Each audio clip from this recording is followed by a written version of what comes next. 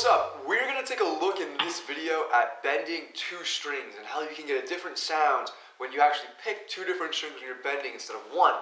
Sounds a bit like this.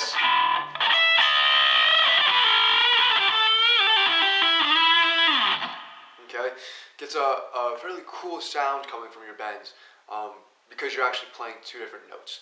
Now the way this works is when you bend with two different strings, the way I'm going to show you, you're actually bending from kind of a dissonant sounding chord into the same note. So you kind of go from a dissonant to a resolved sound, and that can sound pretty neat when used right.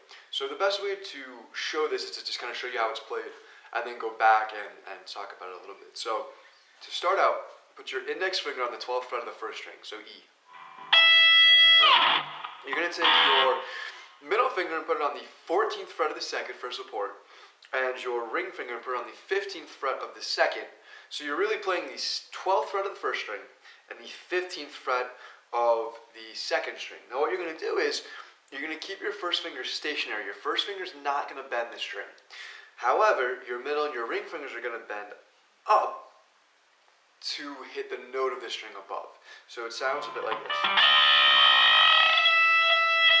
Now the note you start on is completely dissonant. It doesn't sound good because the notes are one away. You're playing D and you're playing E, which is just one note away from each other, right? So it sounds dissonant, but when you start to bend, it starts to sound resolved.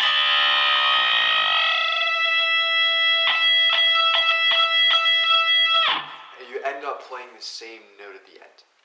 So this position works for any fret that you want to play in the first and second string, meaning whatever note you want to bend up to, put your first finger on that note and count up 3 frets. So if I'm on the 5th fret, I would count up 3. I would go 6, 7, 8. So now I'm bending the 5th and the 8th. And you can play this again on any fret.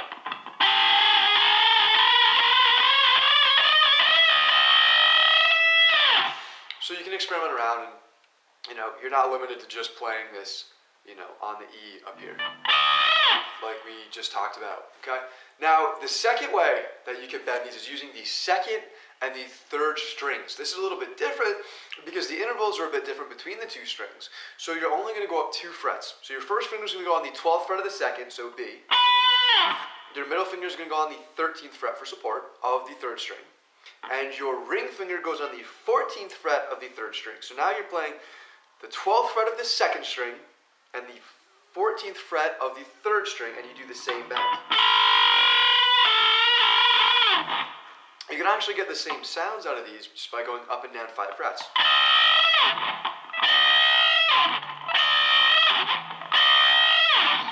So you can experiment around and play with that a little bit as well. Now, these sounds that you can get from these double bends are really cool, and they can be great ways to start and end phrases because they're kind of like powerful sounds.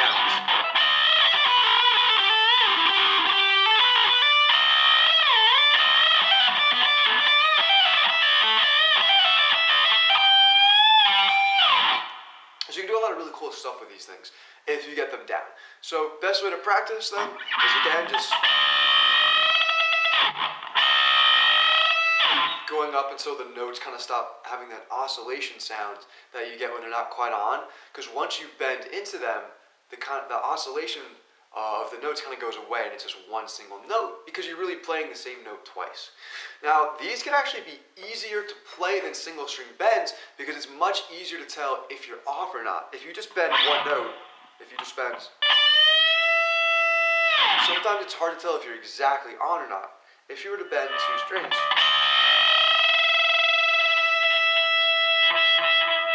you know when you're on when the note sounds exactly the same. So it can actually be kind of easier to tell. And if you do mess up, it's very easy to make it sound like you tried to do it on purpose.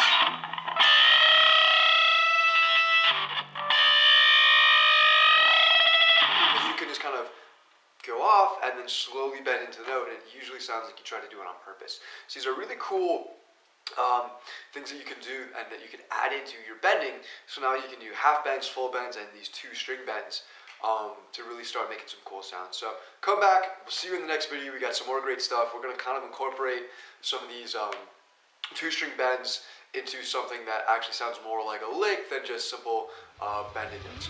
See you soon.